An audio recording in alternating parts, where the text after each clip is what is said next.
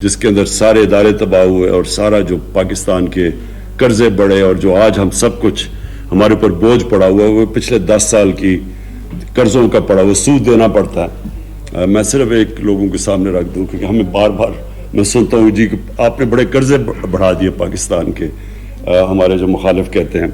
तो सबके इंटरेस्ट के लिए ये मैं सिर्फ इसलिए फिगर लाना चाहता हूँ कि आपको सबको पता चले कि एग्जैक्ट पोजीशन क्या है। हमारी जो गवर्नमेंट आई थी तो जो पाकिस्तान की लाइबिलिटीज थी वो 30,000 अरब थी और जो पाकिस्तान के ऊपर कर्जे चढ़े हुए थे वो 25,000 अरब थे। तो जब से हमारी गवर्नमेंट आई है 2.5 साल में वो 25,000 अरब से कर्जे गए 36,000 अरब पे, 11,000 अरब के कर्जे हमारे दौर में बढ़े हैं। लेकिन इसकी ब्रेकडाउन आप सबको दे दूं, 11,000 में से जो 6,000 अरब रुपए के हमें कर्जे लेने पड़े वो कौन से, वो पुराने लिए हुए कर्जों के ऊपर सूद देने के लिए। तो 6,000 अरब तो चला गया जो पिछली गवर्नमेंट से कर्जे लिए थे उनके ऊपर सूद देने के लिए।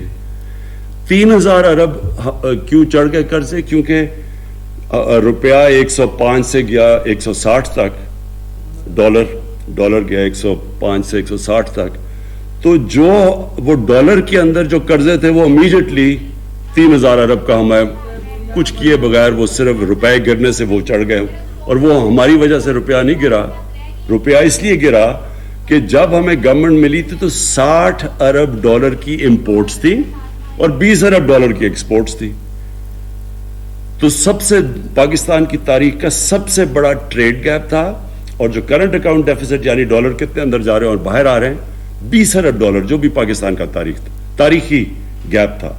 उसकी वजह से जाहिर है रुपए ने गिरना था क्योंकि रुपए डॉलर कम हो गए, डॉलर की वैल्यू ऊपर चली गई, रुपया गिर गया और जब रुपया गिरा तो 3,000 अरब वो चढ़ गए तो 9,000 अरब हो गए। 2,000 अरब जो थे उसमें से 800 अरब रुपया ये जो कोविड आया, कोविड की वजह से हमारी कलेक्शन कम हो गई, वो 800 अरब रुपए जो टैक्स कलेक्शन कम हुई उधर चले गए और बाकी जो हमने फिर पैकेज दिया रिलीफ का कोविड के लिए, जो हमने लोगों के लिए एहसास में पैसे बांटे, तो वो हमें वो बाकी मिला। तो मैं सिर्फ ब्रेक डाउन दे रहा हूँ कि ये कर्जों का लोगों को पता चल जाए कि ये क्या लेगेसी थी, क्यों हम पुराने दौर की बात करते हैं। अब मैं ब्रीफली जो ये फिल्म के ऊपर, देखिए मैं ये बार बार सुनता हूँ कि जी पाकिस्तान का सॉफ्ट इमेज हमें करना चाहिए। सॉफ्ट इमेज का क्या मतलब है कि सॉफ्ट इमेज क्या हम क्या हैं कि हमें सॉफ्ट इमेज लोगों को देना चाहिए। ये क्यों हम कहते हैं हमें सॉफ्ट इमेज देना चाहिए और क्या पाकिस्तान का सॉफ्ट इमेज आ जाएगा तो कोई दुनिया हमें बड़ा अच्छा ऊपर समझेगी। हमें इस तरह की गलत फहमी में नहीं पड़ना चाहिए। ये एहसास कमतरी है। जब एक कौम के अंदर कॉन्फिडेंस चला जाता है तो वो लोगों को खुश करने की कोशिश करते हैं। हमें कभी सोचना नहीं चाहिए कि हम कुछ करेंगे। अगर मगरब चाहती है कि जी जो पिछले जनरल मुशर्रफ के दौर में जी इनलाइटेंड मॉडरेशन, ये हमने जिंदगी में पहली दफा लफ्ज सुना था, इनलाइटेंड मॉडरेशन। किसी को नहीं पता क्या है इनलाइटेंड मॉडरेशन। सारों ने, ज्यादातर लोगों ने उसको ये समझा कि वह अगर जितना हम मगरबी लोगों की तरह लगेंगे तो उतना ही हम मॉडरेट लगेंगे। तो लोगों ने अंग्रेजी बोलनी शुरू कर दी और वो अंग्रेजी कपड़े यानी सारों ने वेस्टर्न क्लोथ पहनने शुरू कर दिए, सबने सूट्स पहन लिए, हम मॉडरेट हो गए। क्या ये है मॉडरेशन? सो ये प्लीज समझ, ये एहसास कमतरी, जब आपने कॉन्फिडेंस चला जाता है तब एक कौम ऐसी हरकतें करती है।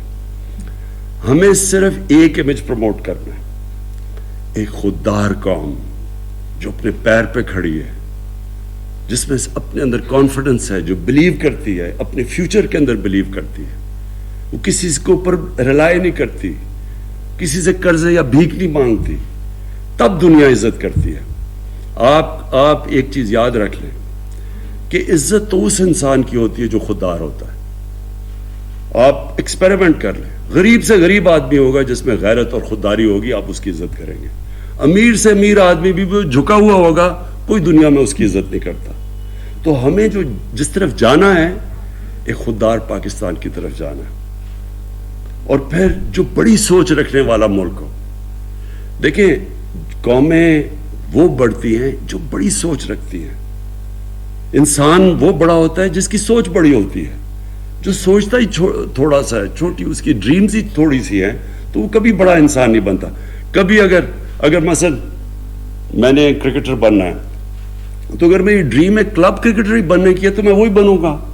جتنی میری ڈریم بڑی ہوگی اتنی میری ایسپریشنز ہوں گی, اتنے اوپر جاؤں گا. تو قوم کو یہ نہیں سوچنا چاہیے کہ ہم دنیا کو خوش کرتے پہلے جی سافٹ امیج بتائیں جی ہم بھی بڑے. یہ ایسی پہلے ہم نے غلطی کی, کسی کی جنگ میں ہم نے شرکت کی, ہماری وہ جنگ ہی نہیں تھی, ہمیں اس پہ کبھی جانا ہی نہیں چاہیے تھا. پاکستان کا کیا تعلق تھا 9/11 کے ساتھ؟ ہم ان کی وجہ سے ان کو پریشر میں آ کے تو ہم ان کی جنگ میں شرکت کر گئے. جنگ میں شرکت کر کے کیا ہوا؟ پہلے ہم نے 80s کے اندر ان کی جنگ میں شرکت کر کے جہاد کو گلوریفائی کر دیا. مجاہدین وہ لوگ تھے جو کہ ہیروز تھے. رونلڈ ریگن نے مجاہدین کو کہا کہ وہ بڑے, ان کی امریکہ میں بلا کے خراج تحسین پیش کی ان کو. پھر جب 9/11 کے بعد آئے تو انہی لوگوں کو اپنے ٹیررسٹ کہہ کے ان کے پیچھے, ان کے کہنے پہ ان کے پیچھے چلے گئے. تو ملک کو تو بہت ایک بھاری اس کا نقصان اٹھانا پڑنا تھا. تو ہم یہ نہ کہیں کہ ہم کیونکہ ہمیں وہ دہشت گرد کہنا شروع ہو گئے تو ہم اپنا سافٹ امیج کریں. ہمیں کبھی بھی جب بھی آپ کسی کے پریشر میں آ کے غلط کسی اور کی جنگ میں شرکت کرتے ہیں اور پھر اپنے ملک کو نقصان پہنچاتے ہیں, تو اس کا یہ ہو ہی نہیں سکتا کہ آپ سفر نہ کریں. کسی سے بھی آپ کسی کی جنگ میں شرکت کریں گے, ان سے کوئی بینیفٹس لے کے, اس کا نقصان ہوگا. وہ کہتے ہیں انگریزی میں ہے کہ دیر از نو فری لنچ. جو بھی آپ سمجھتے ہیں کہ ہمیں ایڈ ملے گی یا کچھ, اس کے پھر بڑے نقصانات اٹھانے پڑتے ہیں. تو ہم نے اپنے ماضی سے کیا سیکھا؟ ہم نے اپنے ملک کو مضبوط کرنا ہے, اپنے ملک کو پیر پہ کھڑا کرنا ہے. ہم نے اپنے قوم کو تیار کرنا ہے کہ ہمیں ٹیکس جب تک نہیں دیں گے تو ملک اپنے لوگوں کو پڑھا نہیں سکے گا, اپنے علاج نہیں کروا سکے گا, اپنی انفراسٹرکچر نہیں ٹھیک کر سکے گا. تو قوم نے ٹیکس دینے ہیں. کسی کے اوپر ہاتھ نہ پھیلائیں کسی کے سامنے. جیسے جیسے ہمارا مائنڈ سیٹ چینج ہوتا رہے گا. میں آج آپ کے سامنے ایک وہ آدمی جس نے ساری دنیا دیکھی ہوئی ہے, جو پوٹینشل پاکستان میں ہے, شاید ہی دنیا میں کوئی ملک ہے جس میں اتنا پوٹینشل ہے.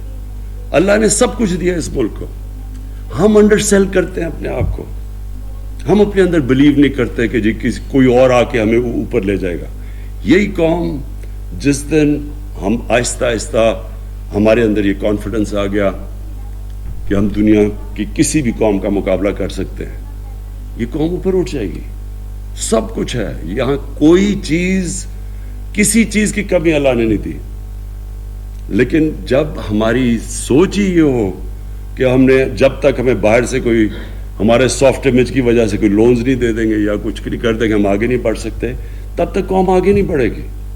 اور یہ میں آپ کو بتاؤں کہ یہ جو ڈاکیومنٹری میں نے تھوڑی دیکھی, بالکل اس طرح کی آپ کو ڈاکیومنٹریز بنانی چاہیے.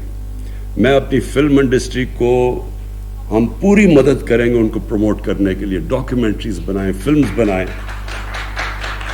کیونکہ اس ملک میں اللہ نے ٹیلنٹ دیا ہے.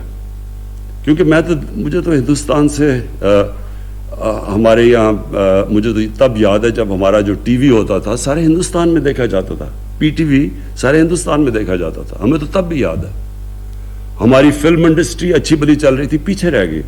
پیچھے میرے خیال میں بہت بڑی وجہ یہ تھی کہ وہ کاپی کرنا شروع کر دی ہندوستان کی فلمیں. دیکھیں ویلیو صرف اوریجنل کی ہوتی ہے, کاپی کی کوئی ویلیو نہیں ہوتی. لوگ تو وہ آگے بڑھتے ہیں جو اپنا راستہ نکالتے ہیں. آپ کاپی تو اچھی کاپی بن جائیں گے, اچھے سے اچھی آپ پکاسو کی کاپی کر لیں, اس کی کوئی ویلیو نہیں ہے. ویلیو صرف اوریجنل کی ہے. تو ہم نے اپنے بجائے اپنی اوریجنل تھنکنگ کرنے کے چیپ ہندوستان کی کاپیز شروع ہوگی, خود ہی اپنی فلم کو نیچے لے آئے. لیکن جو ہمارا پی ٹی وی تھا بڑے ہائی سٹینڈرڈ کا تھا. پھر جو ہمارے یہاں پرفارمنس میں نے دیکھے زبردست, کوئی مقابلہ نہیں کرتا تھا نصرت فتح علی خان کا. اور ہمارے جو یہاں کے یوتھ بہت ٹیلنٹ ہے, یہاں عاطف ہمارا بیٹھا ہوا, اس کا کوئی وہاں مقابلہ نہیں کرتے. ٹیلنٹ ہے ہمارے لوگوں میں. ہم کرکٹ میں ہم ہندوستان 7 گنا بڑا ملک تھا. میں نے ہندوستان کے خلاف 24 ون ڈے میچ کیپٹن کیے ہوں گے, 19 جیتے ہم.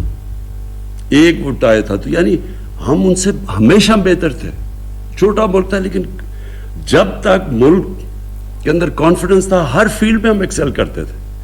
تو یہ یاد رکھیں کہ اس ملک میں اللہ نے سب کچھ دیا ہے, لیکن بدقسمتی یہ ہے کہ جب کرمنلز آ کے ملک کے اوپر سربراہ بن جائیں تو وہ کوئی ملک نہیں ترقی کر سکتا. ایک فیکٹری کے اوپر آپ چور کو بٹھا دیں, فیکٹری بیٹھ جائے گی آپ کی.